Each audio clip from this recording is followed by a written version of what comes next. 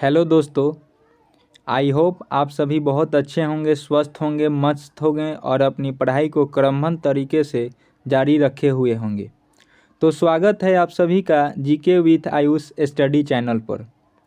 तो आज के इस सेशन में मैंने बिहार दरोगा, बिहार पुलिस, बीपीएससी, यूपीएससी से रिलेटेड बायोलॉजी का फर्स्ट चैप्टर सेल से रिलेटेड 10 क्वेश्चंस लाया हुआ है। तो चलिए देखते हैं। पहला क्वेश्चन है कि कोशिका सजीवों की रचनात्मक एवं क्रियात्मक इकाई है। कोशिका के अभाव में सजीव के शरीर का निर्माण संभव नहीं है। ऑप्शन है केवल 1, केवल 2, 1 और 2, न तो 1 न ही 2। तो इसका सही उत्तर हो जाएगा, कमेंट सेक्शन में आप बताइएगा कि इसका सही आंसर क्या होगा। इसका सही आंसर हो जाएगा ऑप्शन नंबर सी। जो 2 नंबर कथन है कि कोशिका के अभाव में सजीव के शरीर का निर्माण संभव नहीं है, तो ये कथन बहुत बिल्कुल ही सही है, क्योंकि कोशिका के अभाव में शरीर के बिना शरीर का निर्माण हो ही नहीं सकता है। चलिए देखते हैं नेक्स्ट क्वेश्चन। दूसरा क्वेश्चन है कि कोशिका के किस भाग को सम्मिलित रूप से साइटोसोम कहा जाता है। ऑप्शन नंबर है ए कोशिका झिल्ली, कोशिका द्रव स्थित कोशिकांग, इनमें से सभी। तो इसका सही आंसर हो जाएगा कोशिका द्रव।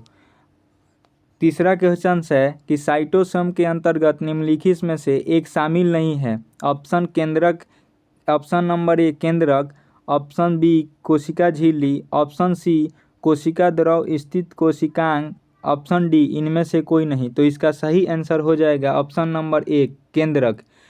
केंद्रक में साइटोसोम के अंतर्गत निम्नलिखित में से एक शामिल नहीं है। केंद्रक साइटोसोम में शामिल नहीं होता है। चलिए देखते हैं नेक्स्ट क्वेश्चन।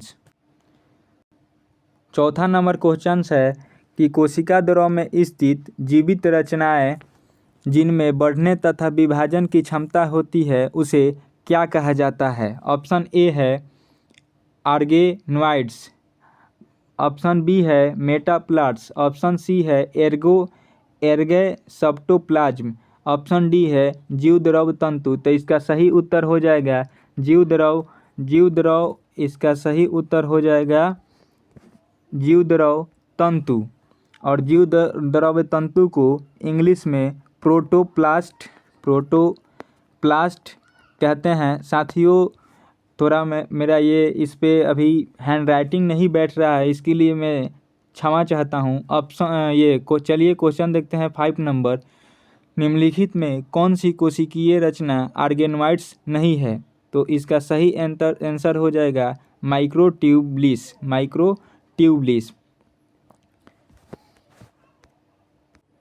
क्वेश्चन नंबर 6 है निम्नलिखित में कौन सा एक सही नहीं है।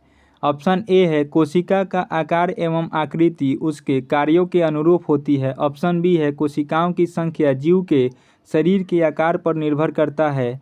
ऑप्शन सी है अलग अलग रचना और अलग अलग काम करने वाले कोशिकाओं का समूह को ऊतक कहा जाता है। ऑप्शन डी है कोशिका अलग अलग आकार की होती है। तो इसका सही आंसर हो जाएगा ऑप्शन नंबर सी, अलग अलग रचना और अलग अलग कार्य करने वाले कोशिकाओं का समूह को ऊतक कहा जाता है। ये बिल्कुल ही रॉन्ग टिप्पणी है कोशिका के बारे में।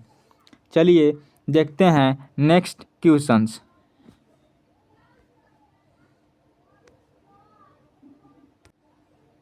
क्वेश्चन नंबर 7 है कि तरल मोनोजोइक मॉडल के संबंध में निम्नलिखित कथनों पर विचार कीजिए। इसका सही ऑप्शन नंबर ए है 1 कथन है कि यह मॉडल कोशिका झिल्ली के संरचना को बताता है। 2 कथन है कि यह मॉडल 1972 में सिंगर और निकल्सन ने प्रस्तुत किया था। ऑप्शन नंबर 3 है इस मॉडल के अनुसार कोशिका झिल्ली के संरचना में 2 फास्फोलिपिड अणुओं के परतों के बीच में गोलाकार प्रोटीन रहता है। तो इसका सही आंसर हो जाएगा ऑप्शन डी 1 और 2 तीनों कथन सही है। और सिंगर और निकल्सन एक बहुत ही बड़े वैज्ञानिक थे।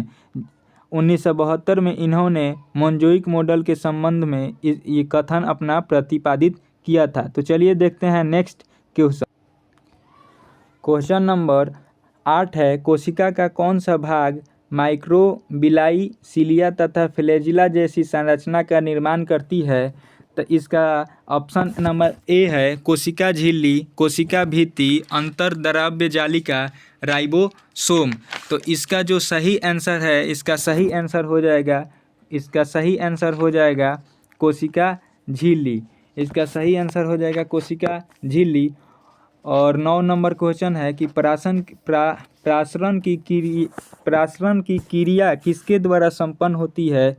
ऑप्शन ए है कोशिका झिल्ली, ऑप्शन बी है कोशिका भित्ति, ऑप्शन सी है केंद्रक और ऑप्शन डी है ए और बी दोनों। तो इसका भी सही आंसर हो जाएगा ऑप्शन नंबर ए कोशिका झिल्ली। और कोशिका झिल्ली के से जुड़े और भी मैं बात बता दूं आपको कि प्रासरण और विसरण की क्रिया दोनों कोशिका झिल्ली में ही संपन्न होती है।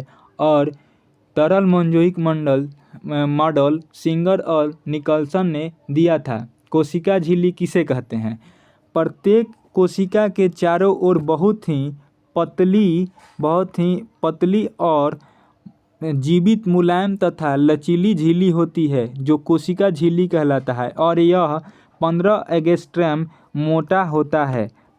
75 एंगस्ट्रॉम मोटा होता है कोशिका झिल्ली। तो चलिए देखते हैं नेक्स्ट क्वेश्चन।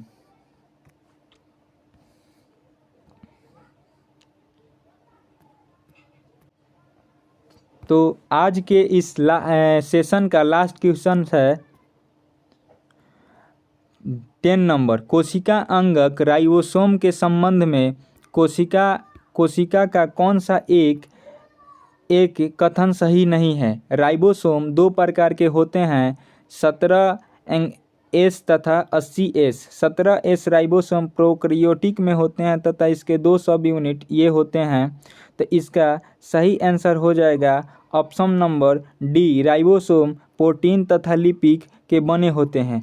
तो हम आज इस सेशन को यहीं पे समाप्त करते हैं। और ये सेशन आपको कैसा लगा कमेंट में ज़रूर बताइएगा। और इस सेशन को लाइक, और अगर आप चैनल पर नए हैं तो चैनल को सब्सक्राइब करना ना भूलें।